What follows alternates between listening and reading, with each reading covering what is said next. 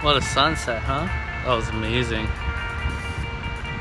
Well, it's already getting dark, and it doesn't give me much opportunity to vlog during the day, especially a busy day like today. So you guys are going to be seeing a lot of my bedroom, or a lot of the inside of my house from now on. Might get a little old. I'll have to figure out something to do, someplace to go. I think tonight I'm just going to head home and kind of finish out talking about some of the Star Wars figures, unless something else pops up.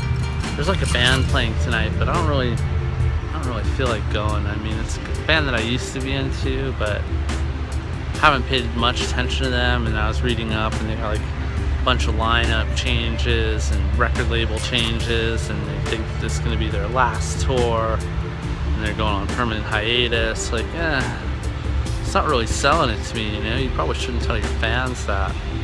I guess maybe you give them the opportunity to come see one last time, but it kind of sounds like you're quitters too. I don't know.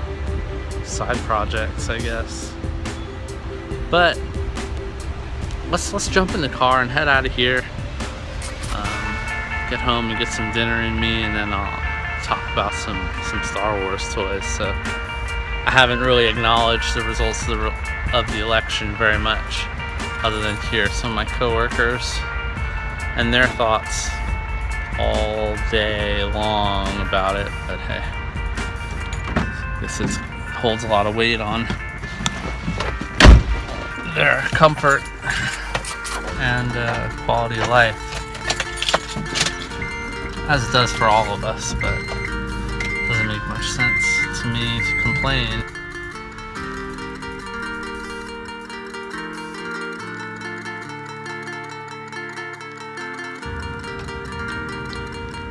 Hey everybody, so we made it home.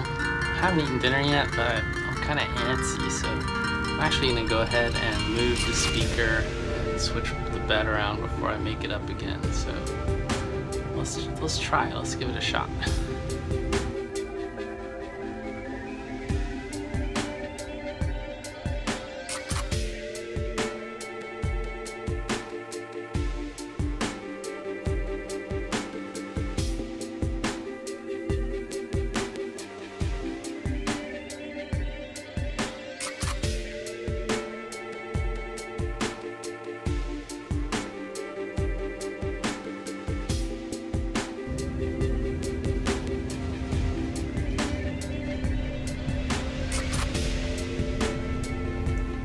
Looks pretty alright. I got some stuff to move around, namely that pile of skateboard stuff over there and my hamper over there. I'm gonna put the cover back on that, but change is good. I'd really like to get like a tripod, so I'd be able to sit here, talk a little bit more comfortably than kind of that standing angle, but we'll see.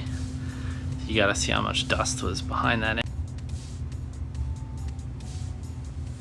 Oh, that was so dusty back there. The more I think about it, the more I'm gonna want to sneeze. But I washed my area rugs. I'll get those set back down here.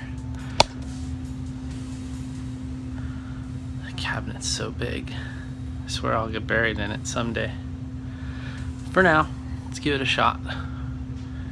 Make the bed and bust out the rest, some more of those figures. All right, now that that's all done, let's get into some of these figures. So I'll try to put this together with some rhyme or reason and make it interesting.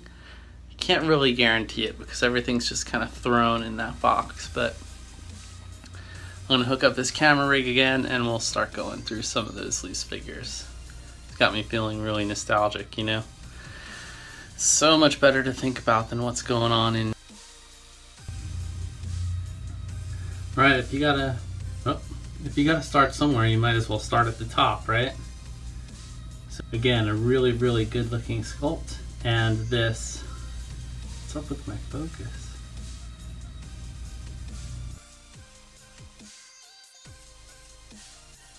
Here we have three of the Alright, starting right at the top, here's three of my favorite figures in my collection.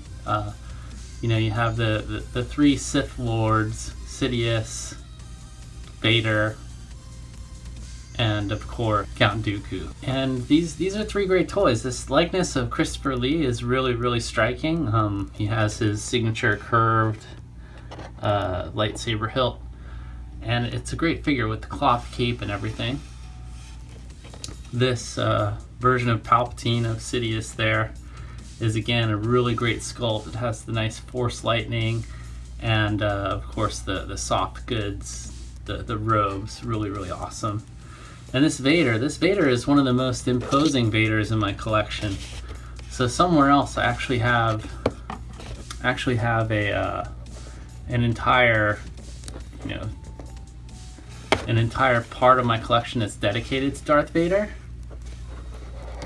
And this one has a really unique stature to him because this is actually the Anakin to Darth Vader figure, and these armor pieces are removable. Let's see if we can get that to stand up. This cowl actually removes, and then so do all the armor bits, and there's an Anakin figure under there. See, his head actually goes into the body so that the cape and cowl can fit on.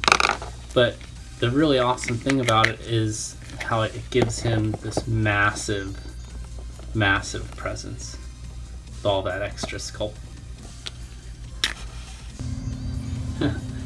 Well, this looks really washed out, but it's the only thing that I could do to get the autofocus to keep from tripping. So when you're talking about, you know, Sith Lords and stuff, of course you have to talk about Jedi. So here's two more Anakins and two Obi-Wans. Look at that one on the left, has like this very D'Artagnan thing going on. And these figures speak directly to that movie in particular, Phantom Menace or Attack the Clones or whatever the last one was, all being aimed at a much younger demographic. So all of these figures have some type of like a goofy play feature. So Anakin has this lightsaber swinging kind of like a hug. It's really odd. So does this one. This, I guess it's when he cuts Count Dooku's head off. This Obi-Wan does kind of like a wind up and a slash with his spring in his waist. Very foppish. And then this one as well has a like, let's see. Yeah, that's what he does. So check this out. Of all of the prequel figures ever to be released, of all the characters they introduced, Grievous is my favorite. This figure especially, he's like done really well. He's got his really kick-ass heavy blaster. He wields the lightsaber. They did a great job of articulating these legs like he would, that very claw-like kind of gait that he had. And the cape is removable. Just a really great looking figure, a great version of that character. I love this figure. So this is an odd group of dudes. I really like each one of these different figures. You have the AT-AT driver on the left. You have the removed version of what would become Jabba the Hutt from A New Hope in the center. And then you have this kind of like precursor to the Imperial Guard on the right in the bluish purple. All these figures again are just really draped with detail. You know, he's got this really nice blaster rifle, he's got the full robes, but everything under the robes is sculpted with a lot of attention to detail. Again, this one too. I mean, look at the luster on the belt. I forget which blaster he came with, but it's got a really cool sidearm holster that it fit into. I'll have to dig that one up. And then even if you get the right angle on the eyes, the lenses even reflect really nicely. And this driver too, I mean, he's got insert molded elbows, His knees are articulated. He's even got like a really great waist, and his head, even though he's wearing this type of breather apparatus, his neck is fully articulated. Interesting design. Okay, here we have a look at some of my loose droids. You know, arguably the most important characters in all 6 movies, because they are the constant, you know, R2 especially being the center of the earlier movies and even into episode 7. So yeah, these really clean kind of over here versions of them, and then you have these 2 versions over here that are more indicative of the way that they looked on Jabba's sail barge. This R2 in particular has an accessory that is like a big serving tray that he wears, and then this is a little bit more like a really fancy reissue of the classic version. And then the rusted out 3PO, and then the gleaming 3PO. I mean, look at how he's shining in the light here. Looks awesome. You know, it definitely, like the characters that they portray, the way that they portray them have never really been done again.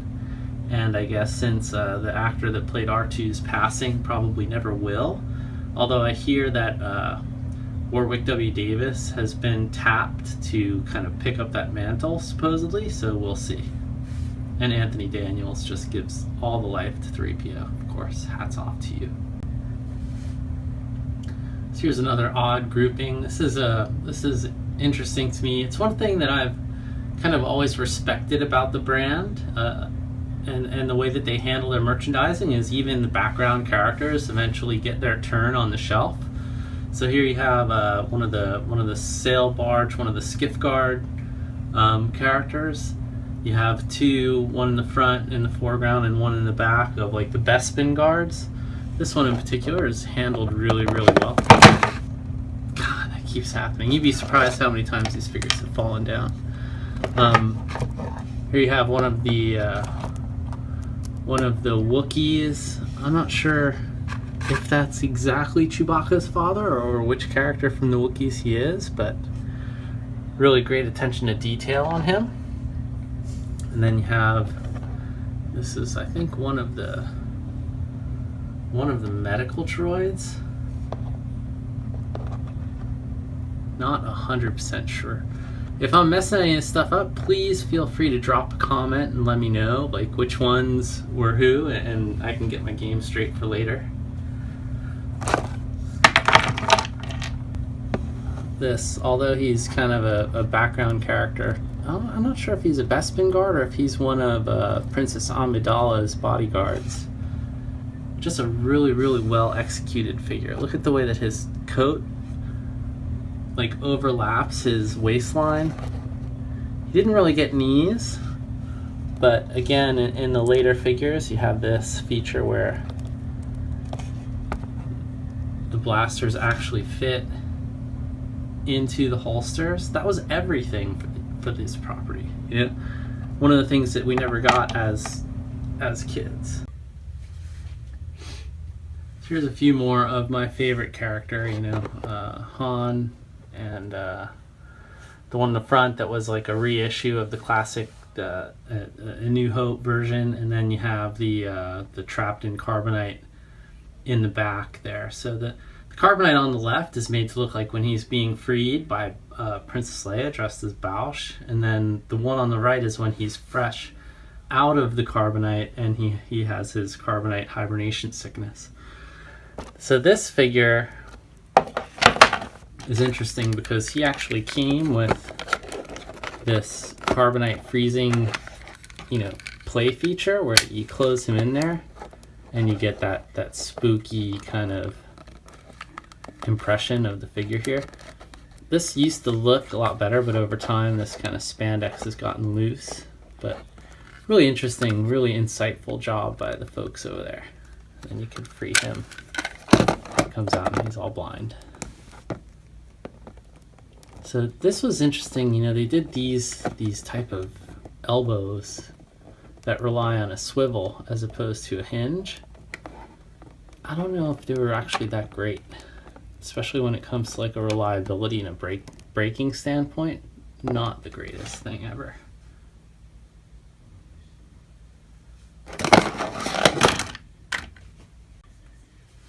All right, so we're getting close to the end. When you're talking about Han, of course, the very first thing that comes into mind is Boba Fett.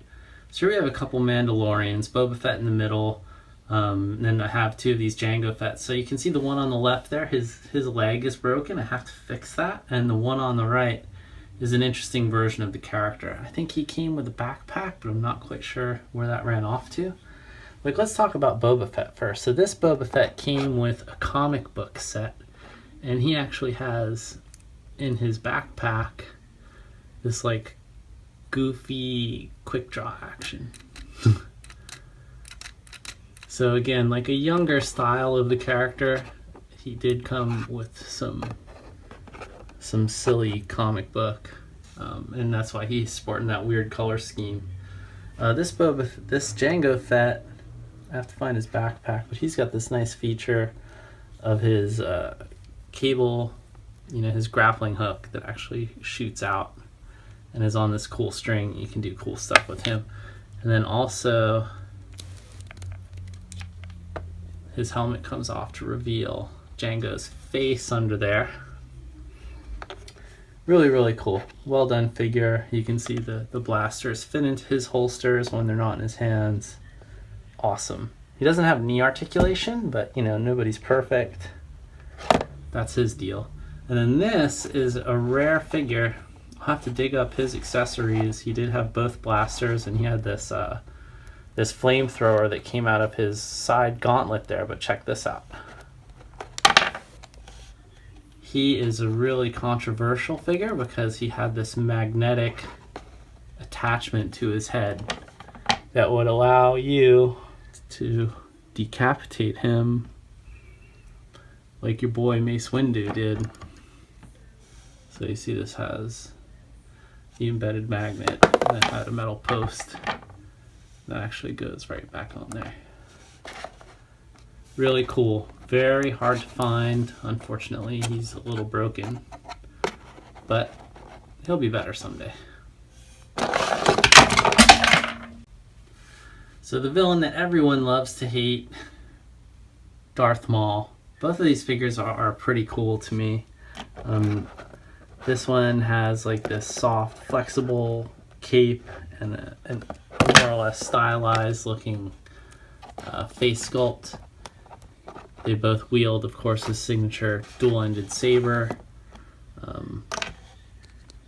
Pretty decent figure.